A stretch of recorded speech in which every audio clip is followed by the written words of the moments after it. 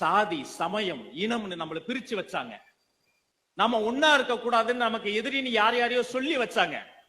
நீங்க இப்படி எல்லாம் இருந்தீங்கன்னா தான் வேற ஒரு எதிரி வந்துட மாட்டான்னு சொல்லிட்டு டெல்லியில போய் அவங்க கூடயே கள்ள உறவு வச்சாங்க. நாங்க மட்டும் தான் மொழிப்பற்றில் இருக்கோம் மேடைக்கு மேடை பேசிட்டு மொழிப்பற்றல்ல ஒரு குடும்ப பற்றோட அதிகாரத்தை அடகு வச்சாங்க.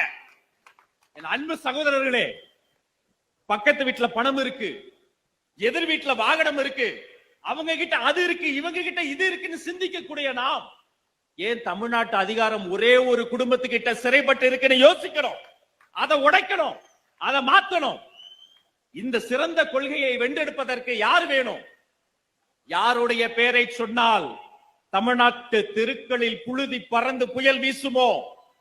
யாருடைய பெயரை கேட்டால் மற்ற கட்சிகளினுடைய தலைமை நிலையங்களுக்கு தலை சுற்றுமோ? யாருடைய பெயரை கேட்டால் தமிழ்நாட்டு குழந்தை முதல் தமிழ்நாட்டு தாய்மார்கள் கண்களில் ஆனந்த கண்ணீர் சுரக்குமோ? அந்த பேருக்கும் பெருமைக்கும் சொந்தக்காரர் வெற்றி தலைவர் தளபதி, வெற்றி தலைவர் தளபதி, வெற்றி தலைவர் தளபதி.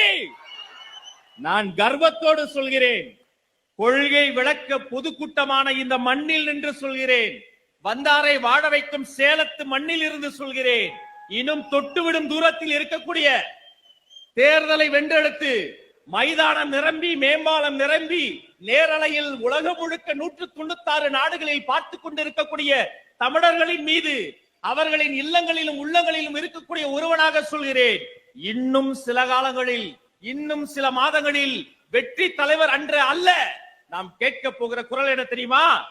மாண்புமிகு முதலமைச்சர் ஜோசப் விஜய் அவர்களே.